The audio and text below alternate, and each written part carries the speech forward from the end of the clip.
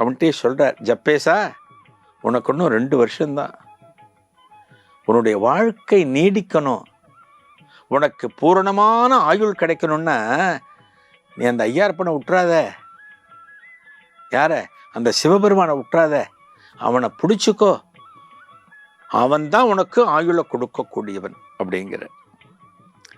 ஜப்பேஸ் என்ன பண்ணுறாராம், 14 வயசு பையன், இந்த பையனுக்கும் ஆசை இருக்கும் இல்லையா, வாழணுங்கிற ஆசை இருக்கும் இல்லையா.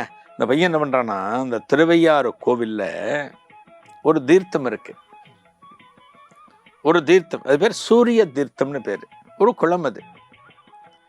அந்த குளத்துல நமச்சிவாய மந்திரத்தை சொல்லியபடி அந்த குளத்துல இறங்கி கழுத்தளவு நீரில் நின்றபடி. அப்படின்னா என்ன, கழுத்து மட்டும், இது முகம் மட்டும் மேலே தெரியும், இதுக்கு கீழே இருக்கிற உடம்பு தண்ணிக்குள்ள இருக்கும், தண்ணிக்குள்ள நின்றுப்பார். கழுத்தளவு தண்ணீர்ல நின்றபடி ஜபத்தை ஆரம்பிக்கிற.